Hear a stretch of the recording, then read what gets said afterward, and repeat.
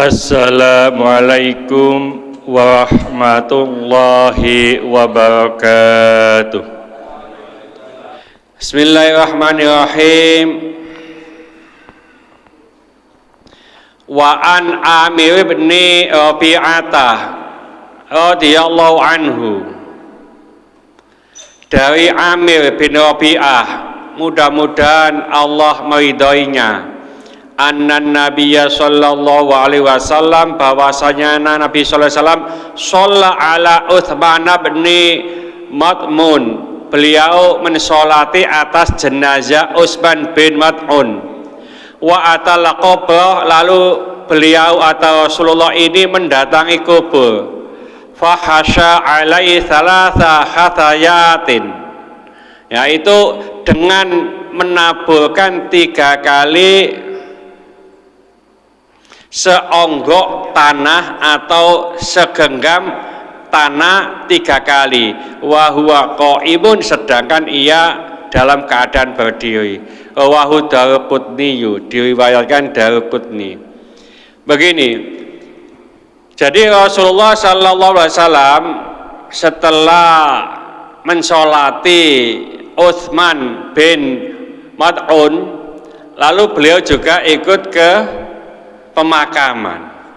Nah, saat dimakamkan itu Rasulullah menaburkan 3 genggam tanah, Pak. Beliau dalam keadaan berdiri. Nah, apakah menaburkan 3 genggam tanah ini tidak ada manfaatnya sama sekali? Pasti ada manfaatnya. Tidak mungkin Rasulullah itu melakukan tanpa ada manfaat. Makanya kadang-kadang kita niru-niru kan gitu, Pak ya. Setelah mayat itu dikebumikan, terus kita ngambil tanah, kita letakkan di atas pemakamannya, ya. Nah, itu para ulama ini juga menyampaikan, itu biasanya kan tanahnya itu tanah agak basah, Pak.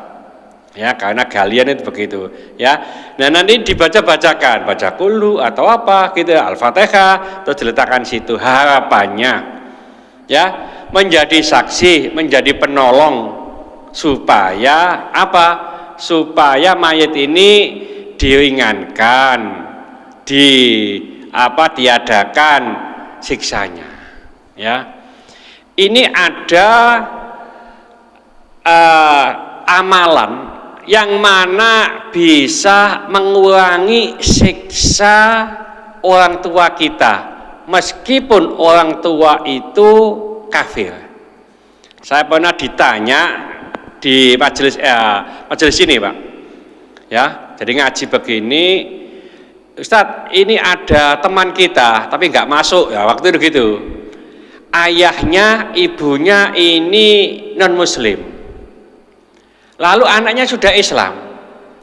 Lalu dia itu bertanya kepada saya, yang tanya itu tadi gitu, ya, apakah saya boleh mendoakan orang tua saya yang non muslim? Dijawab oleh orang itu, karena beberapa kali ikut ngaji saya, enggak boleh, enggak nyampe.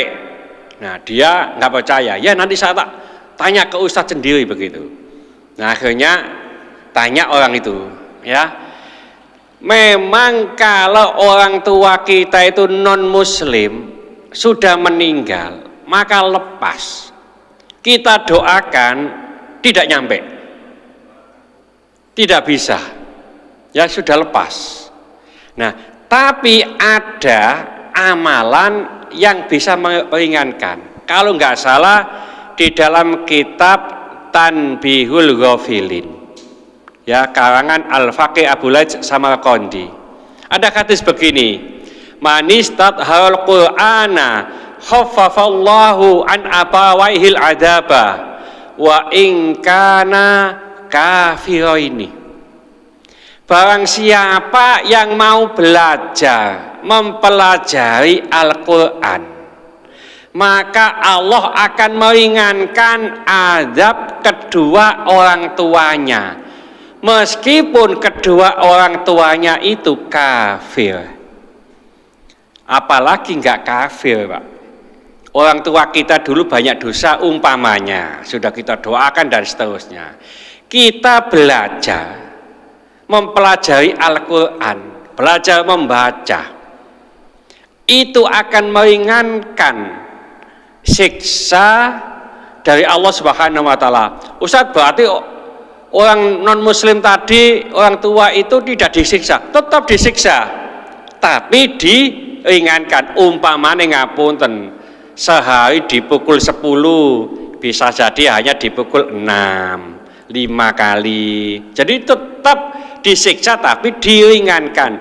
Tetap dipukul sekali, 10 kali. Sekali pukul biasanya 1 ton. Ini sekali pukul dipukul 1 kintal, umpamanya begitu. Jadi ini ada apa? Ada keringanan. Ya, bisa dilihat di kitab Tanbihul Ghafilin. Ya, jadi termasuk ini tadi, ya, melemparkan segenggam tanah 3 kali Rasulullah dalam keadaan berdiri, ini juga bisa meringankan siksa dan seterusnya. Alhamdulillah bapak-bapak yang belajar Al-Quran. Kalau di tempat saya itu ada TKA, Taman Kawak-Kawak Al-Quran. Sepuh-sepuh gini tuh Pak, sing belajar itu. Ya, jadi ya kalau pakai tilawati atau qiraati, jilid 1, jilid 2, enggak apa-apa. Ya, belajar itu enggak harus bisa, yang penting belajar. Sampai-sampai ngapunten, di tempat saya itu ada namanya Pak Singgih, Pak. Ya, dia dulu kerja biasa nawai di tol itu. Quran itu lho dikiran. Ngene iki ya iso diwaca ta. Lho sampai begitu lho, Pak. Ya, alif bata nggak bisa. Alhamdulillah terus menerus seminggu 5 kali waktu itu belajar, selesai maghrib waktu itu, ya, itu sampai juz 3 bisa baca. Ya, mulai jilid 1 pakai tilawati waktu itu. Ya, nah ini kalau bapak-bapak belajar, enggak apa-apa, nanti umpamanya di sini disiapkan guru mana Ustadz Halim dan seterusnya, yang tua-tua Pak, nggak usah banyak-banyak, 5 orang, 6 orang, itu lebih bagus, terlambat daripada tidak sama sekali. Ya, mudah-mudahan sedikit ini dibarengi hidayah oleh Allah Subhanahu wa taala. Mudah-mudahan segala hajat kita dikabulkan Allah, segala kesulitan kita dibantu oleh Allah. Mudah-mudahan anak-anak kita menjadi anak yang soleh solihah, taat kepada Allah, patuh dan nurut kepada kedua orang tua.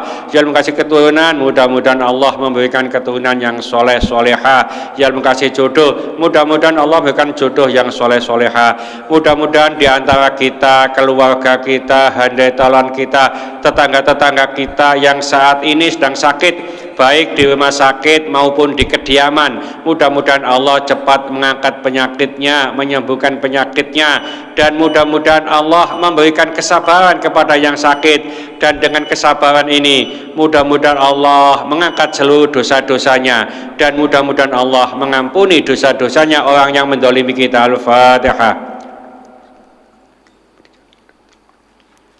Bismillahirrahmanirrahim. Wal 'ashri innal insana lafi khusrin illa alladziina aamanu wa 'amilus sholihati wa tawashaw bil haqqi wa tawashaw bis sabr. Subhanakallahumma wa bihamdika asyhadu an la ilaha illa anta astaghfiruka wa atubu ilaik. Wassalamualaikum warahmatullahi wabarakatuh. Allahumma sholli ala sayyidina Muhammad